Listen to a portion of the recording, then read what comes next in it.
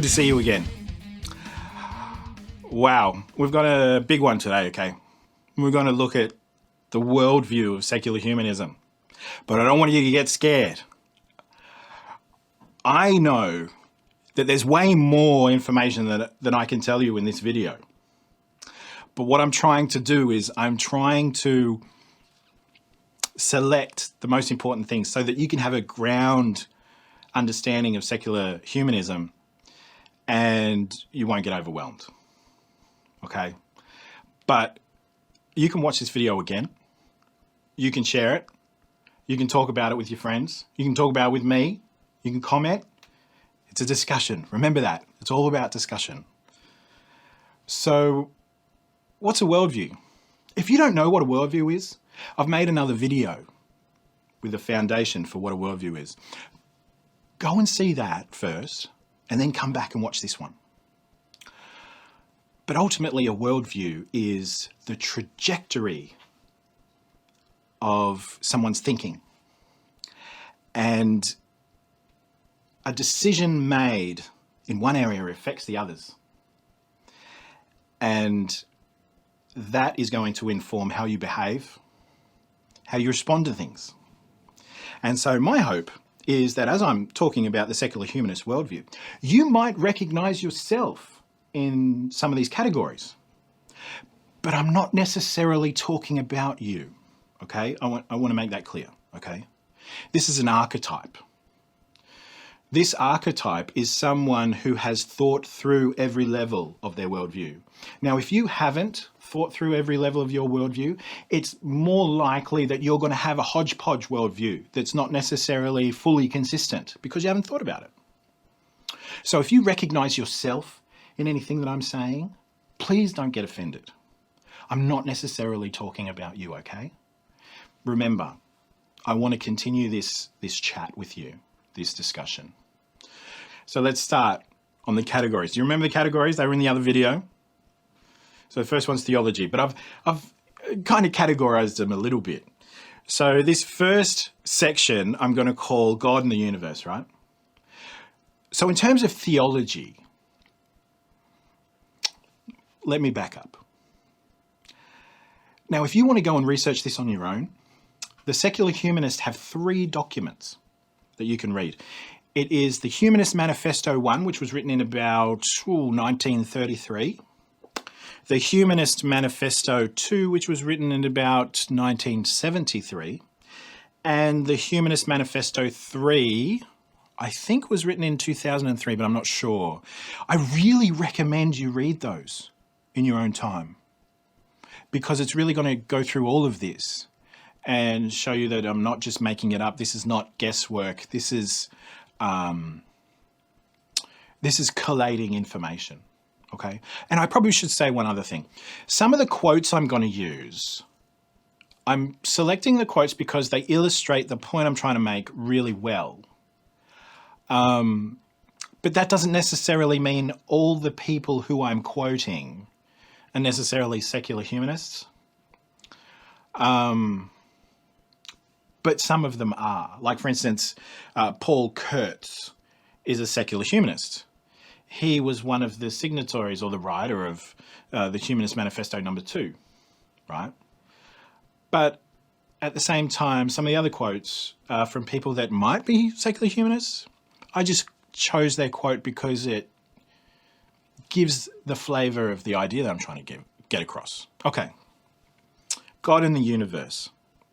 First off, theology. Secular humanists, they don't see any evidence, empirical evidence, for the existence of God. Therefore, they don't consider a belief in God relevant to being involved in making or deciding the future of where humans go. Does that make sense? Now, while we go through, you're probably going to hear me talk about Christians a lot. And that's not because of anything other than secular humanism is a reaction against Christianity. So Paul Kurtz wrote, "No deity will save us. We must save ourselves." So Fred Edwards wrote, "From all appearances, it seems more logical to conclude that we alone are concerned for our well-being and our future." Now, here's part of the American Humanist Society. So you can see that flavour. They want to be in charge, or they want to exclude religious thinking from the forward momentum of human beings. Okay, so let's talk about philosophy. Secular humanism assumes that only matter exists. So if you can't test it, see it, taste it, feel it, it doesn't exist. They don't believe that a spiritual realm where an invisible God lives, they don't believe a spiritual realm exists at all. This is all that there is. So David Tribe, to a humanist, materialism echoes the ancient belief that the natural material world is self-sufficient and not a reflection of otherworldly concepts and blueprints or divine creativity. Did you get that? McFarlane Burnett, who was an Australian virologist, said, "Truth in science is a complex of recorded observations, generalizations, and theories which, in the opinion of competent scholars, has not yet been proved to be wrong." He says that truth must always be provisional. Does that make sense? Because matter is always changing and our engagement with science is imperfect, we always need to update knowledge. So this runs on to biology. So a secular humanist, obviously, doesn't believe in creation. So they take Charles Darwin and his theory of species. So basically what Charles Darwin wrote was, he wrote a theory of how species variate within species.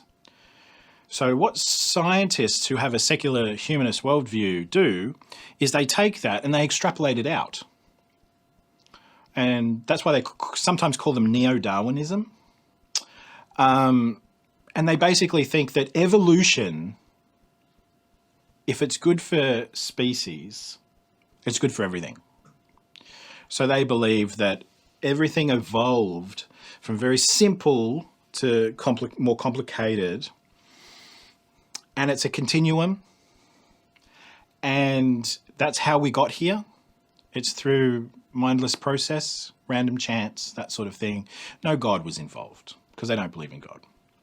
So George Simpson said, "Man is the result of purposeless and natural processes that did not have him in mind. He was not planned. He is a state of matter, a form of life, a sort of animal."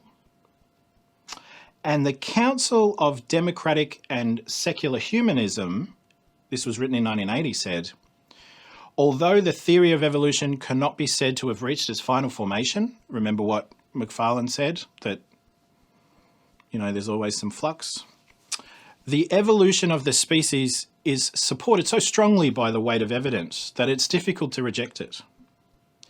So when you talk to a humanist about evolution, it's one of their real core things. So they're going to have a big response to you, okay? But I think it's important we talk about it. Just don't go too far. I'm going to have to make some more videos to explain some things for secular humanism, okay? Because it's, like I said, it's too big to fit in this. So we're going to move on. Okay, so human society, that's the next big category of worldview. So we're going to talk about ethics first, and this is a big one. So expect most of the explainer videos to be something about this. So secular humanists, they can't really defend morals per se, right? But infer a morality based on the specific threats they see of the time.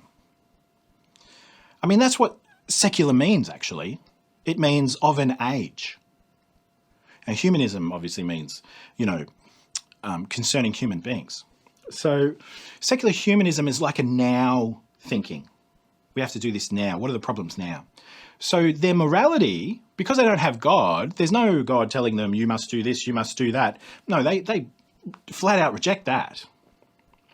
But where their morals are important to them is where they see the problems are in the world, okay? So morality actually changes, like everything. McFarlane said that truth needs to be provisional. So the problems that they identify in the world are, and this is in the literature, I can prove all of these. Human overpopulation is a big one, which leads to all the rest. Resource scarcity, so food, water, mineable materials, because they believe that everything evolved, they're worried that we're consuming too much and they want to reduce consumption, right? The third is anthropogenic global climate change. Now that's the most modern sort of definition of that term. In the old literature, like 70s and before, they would talk about man-made ecological disasters. So they're really worried about that. And the fourth one, global war. That World War I, World War II is what really brought the people that were thinking this way, that became known as the Secular Humanists from Humanist Manifesto 1 in 1933. World War I is what brought all these people together, said we have to do something because we see these problems in the world. McFarlane Burnett called them exponential impossibilities. So they needed to get together quickly and to do something about it. So secular humanists' morals and values seek to be part of the solution to one or more of these problems. So whenever you hear about terms like diversity, equality, what are the buzzwords? When you see them getting on the back of Christians and trying to push them out of society, this is part of it. Have you ever heard of the phrase that religion creates all the wars? That's their worldview. That's part of their values. They believe that religious worldviews are part of the past and they need to not be part of the future. Because remember, secular humanists say that this planet is all we've got. So if they believe that there's an ecological disaster coming, they're going to act. And part of that is to making sure that Christian ideas get pushed out, because they're how we got to this problem in the first place. So that's what morals and values for a secular humanist is all about. Solving those problems. And they'll do anything. I mean, I don't know if you remember Julia Gillard saying, I'm a pragmatist. I do whatever's necessary to achieve the goal. Now, I don't know if that's a paraphrase, but that's the idea. They're pragmatists. And morality, the ends justifies the means. They want to be in control. So lockdown, okay? Secular humanist worldview, lockdown, World Health Organization, secular humanist, UN, secular humanist, EU, secular humanist. We'll get into that with politics, but let's move on, hey? So Paul Kurtz, moral principles should be treated as hypotheses to be debated and talked about. Andrew Copsom said about the UK Humanist Society, he said, their goal is to promote humanism, to lobby for a secular state. Now that means a atheist state, no religious state, and to support non-religious people. So let's move on to psychology, right? This is a big one. Secular humanists believe religious thinking does great harm to the psychology of people, and that harm is entrenched in the institutions of culture.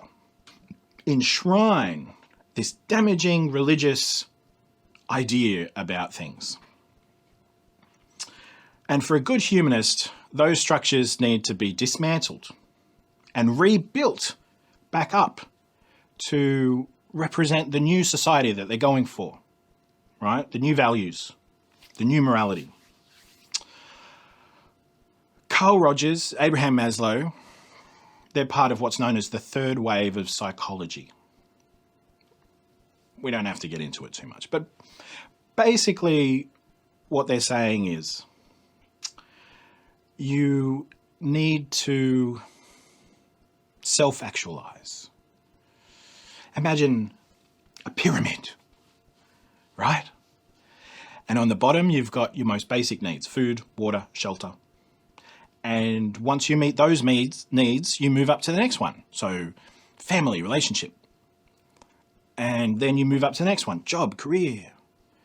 And then you move up to the next tier. And eventually you get to the top, which is self-actualization. That's where you have all your needs met and you actually transcend thinking in terms of your needs. And you start thinking about the needs of the world, right? This is where we get... Have you ever heard the term elite, the elites? Now, when that term is properly used, this is where it comes from. Because secular humanists, when they're self-actualized, think that they're the only types of people that can make the best decisions for where the world should go. And so they form little groups with each other, like the World Economic Forum, where they talk about where the world's going to go, where they're going to take the world. And they're really well funded. And they're not really interested in what you're thinking, because you're not self-actualized. You're still like an animal thinking about your own needs. You're still selfish. You need to be self-actualized. Now, if you were to talk to a psychologist, they would say, no, Carl Rogers is about unconditional positive regard and all this other stuff. Yeah, that's absolutely true, okay? Don't think that they're going to be mean to you. But they just have this idea that you're not self-actualized. Your thinking's going to be all messed up. And I think that's part of the reason why the elites don't usually like talking to people. They kind of separate themselves from the people when they're in government, because they don't believe in a soul. Remember, they're materialists. They don't believe in a soul or a spirit. So it's just the mind. Humans who are functional are useful. Humans who are not functional are a burden. Now, Carl Rogers and Abraham Maslow might not have said it like that, but in the context of worldview thinking, human beings are not special. They need to be functional. Remember, secular humanists are pragmatic. So Carl Rogers said, I do not find that evil is inherent in human beings, in human nature. What he means is humans can be perfectible. They start off knowing nothing. It's not about guilt. Guilt's a bad thing. It comes from religion. They don't know anything. They can be educated. They can be molded. Human beings can flower into something that's perfectible. Abraham Maslow said, he was talking about what self-actualization means. He said the consequence is that they live more in the real world of nature than in the man-made mass of concepts and abstracts and expectations and beliefs and stereotypes that most people confuse with the world. They are therefore, speaking about these self-actualized people, they are therefore more apt to perceive what is there rather than their own wishes and hopes and fears and anxieties, their own theories and beliefs, or those of their cultural group. So that's Abraham Maslow. So let's move on to sociology. Human beings coming together and living in some sort of community. Recognizing that secular humanists assume about morality that it's You can take it or leave it. It's a tool to be used when convenient.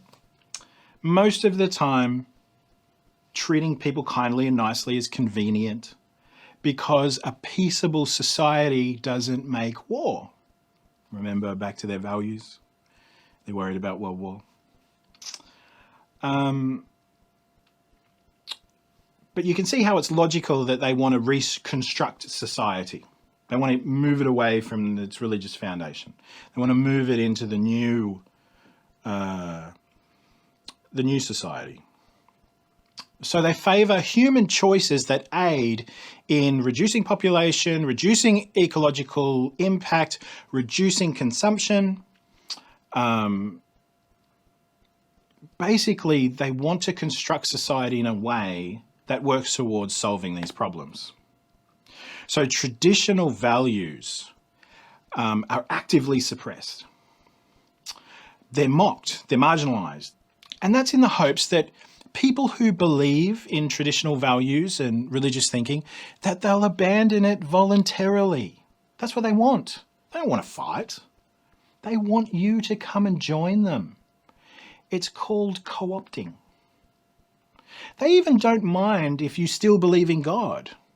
It's just that if you whitewash it, you give up those moral things and you become tolerant of what we're trying to do. But if you remain intolerant and you say, no, I will not give up my morality, then you're a problem. And what they tend to do is if you won't be co-opted, you'll be coerced. And so let's hear another quote from McFarlane Burnett. The development of civilization inevitably led to the development of infectious diseases. I have described how the science of applied microbiology has liberated us from that ecological trap, but led us into the other of overpopulation. Now, this is still McFarlane Burnett. Birth control can save us from that, but confronts us with the new trap of genetic deterioration. So you can see how the way that secular humanists construct society based on their morality, that their belief about God, their belief about religious thinking, and it starts to make sense, doesn't it, what's going on in the world? Now, you might agree that abortion is good as part of society. You might. You might agree that, sure, like if someone wants to die, why shouldn't they be helped? And I'm not here to change your mind. I just want you to think about it. I just want you to think about it in terms of worldview. I want you to talk about it. I want to be able to continue the discussion. Let's all be open-minded and let's not close ourselves off to any different idea about how society should be constructed. Because I really honestly believe everybody has something valuable to say. So let's move on. We've gone out of that little category and let's go into politics and leadership. Okay. So politics. Secular humanists recognize that the only way and the most effective way of combating the coming disasters that they see is by establishing a top-down government over the whole world. It's just as simple as that. I mean, you can't control global war unless you control the globe, right? But it needs to be top-down. It can't be about the people because the people don't know. They're not self-actualized, right? So they talk about democracy. And maybe at some of the real low levels of their political structure that they're installing, it might still be about democracy. But when did you vote, or when did Europe vote for the members of the EU? When did you vote for the members of the UN? You didn't get a vote. Other people got votes. But yet, they're making choices for you. You might see why that could be a problem. let's quote Prince Charles. We have a golden opportunity to seize something good from this COVID-19 crisis. Its unprecedented shockwaves may well make people more receptive to big visions of change. And David Hooley, you might know him, he said, the flow of global reflects the fact that we have entered the global stage of human evolution. There is no going back. We've moved organizationally from family to tribe to village to city to state to nation state, and now our only boundaries are global. This is true across most aspects of humanity. Climate, issues, economics, culture, and consciousness. So you can see how their political aspirations are global. Let's talk about law. We've got to move it along. Like morality, law's kind of similar. For secular humanists, law is functional in that it services what they think the disasters are coming. So they use law to suppress and exclude non-progressive ideas. And they promote the new morality and the ultimate structures necessary for the future.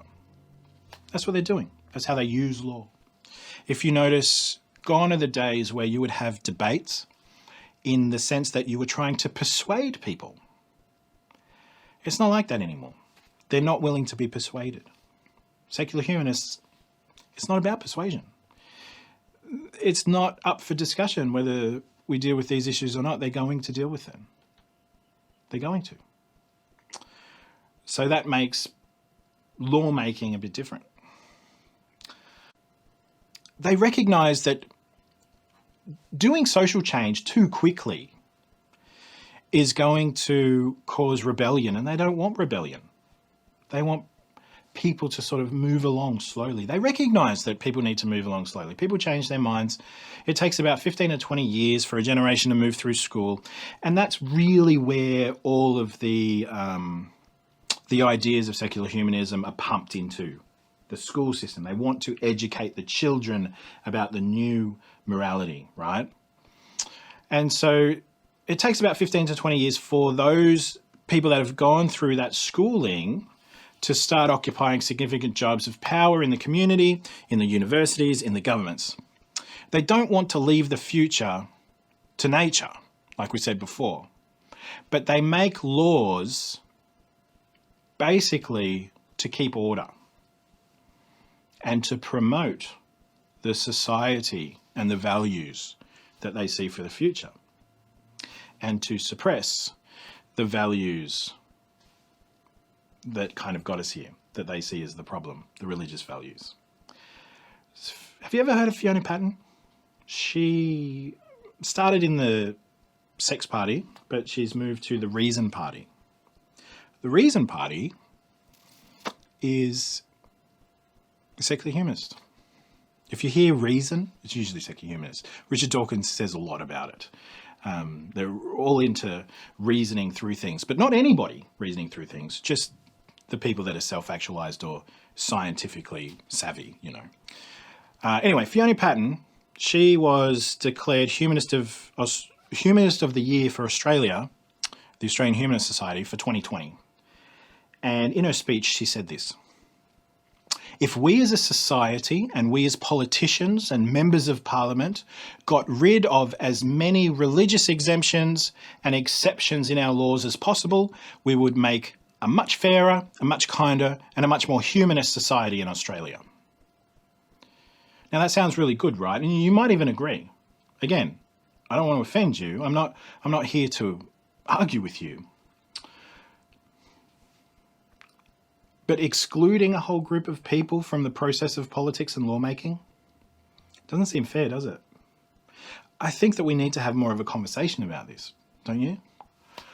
In Humanist Manifesto 2, it says, we as humanists, and the signatories of the Humanist Manifesto 2, you can look that up on your own, as again, I recommend you read them. We deplore the division of humankind into nationalistic grounds. We have reached a turning point in human history where the best option is to transcend the limits of national sovereignty and to move towards the building of a world community. We look towards the development of a system of world law, world order, and based upon transnational governments. That's 1973. Okay? It's been going on for a long time. If you thought the Great Reset was a surprise, a new thing, no. This has all been going on for a very long time. Let's go to economics. Socialism. For secular humanists, socialism, as you would expect. You heard Klaus Schwab say, you will own nothing and be happy. And I don't know if you've noticed, but the world is moving towards renting things, subscription services, where the potential cost is endless. You don't own anything. I use Photoshop, right? But I bought a copy of Photoshop, a number of years ago before they went to the CC Cloud thing as a subscription service. And I didn't want the subscription service because I had the thing in my hands. I could use it whenever I wanted to. I didn't need to be connected to the internet. I didn't have to pay any more money. It was like $300. It's not cheap. But that was all I was ever going to pay. Whereas with subscription services and not owning things, you're always paying. You never own anything. That's what socialism is. It's taking from people who they think have too much or they're not using it right and redistributing that amongst people who they say don't have enough. Now, I know a lot of you probably think socialism is great. I mean, you might have even mocked at Margaret Thatcher when she said socialism is great until you run out of other people's money. But the thing is about socialism is your experience of it in Australia, it's not how it ends. It ends with everybody not owning anything, having no security. If I, as a husband, take my wife, all of my wife's means of engaging in commerce away from her, and I say, I'm not giving you any money, that's abuse. So if the government takes away all our means to self-determine our commercial activity, isn't that abuse too? It may feel good right now because you get $750 in the bank from the government. But I think if you really knew where socialism leads, let's say, look at Venezuela. Look at the other countries that have socialism. You might not be happy with what you end up getting. Again, I'm not here to tell you you're wrong. I just really want to be able to have that discussion with you. Anyway, let's move on to the last category, history. For secular humanists, history is evolving, okay? Like evolution in science, it moves from simple to complex. History for secular humanists is the same. It's like, people didn't know much.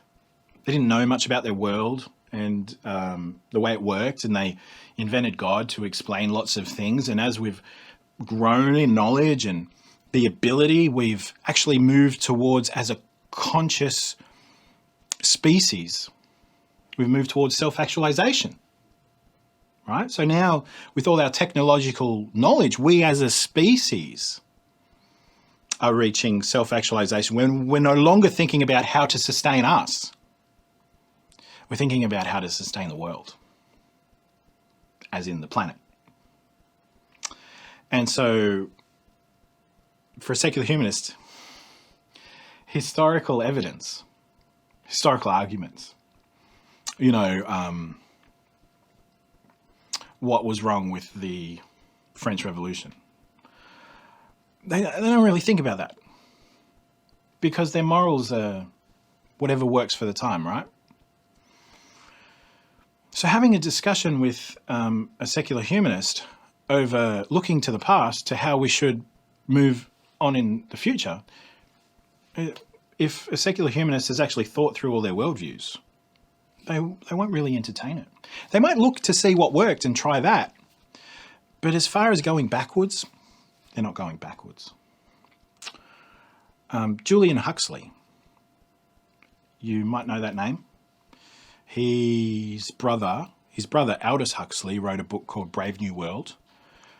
Julius Huxley was really involved in writing for the UN, right?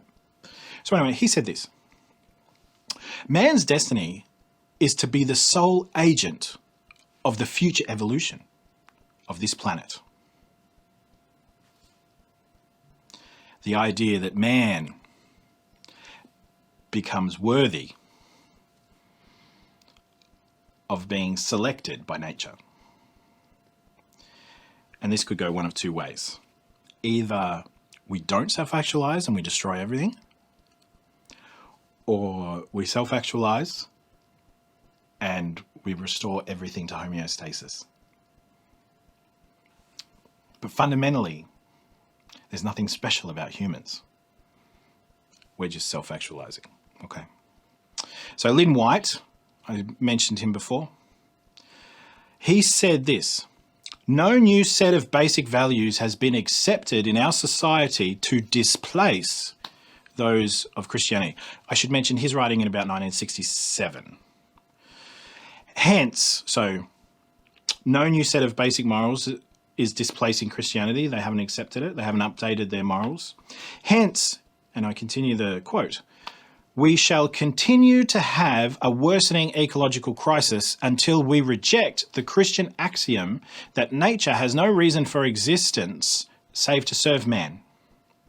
And the paper that he wrote that in was called The Historic Roots of Our Ecological Crisis, as I said, 1967. So you can see how this idea of Christianity is bad, religion in general is bad, anything from the past shouldn't be brought forward to the future unless it serves our purpose. It starts to be like a fox chasing its tail. It starts to serve itself, because now we're kind of, blaming Christianity for man's choices now. I'd like to discuss that, because I think there's a lot of benefit in Christian thinking or religious thinking in general. And that's what learning about worldviews is all about.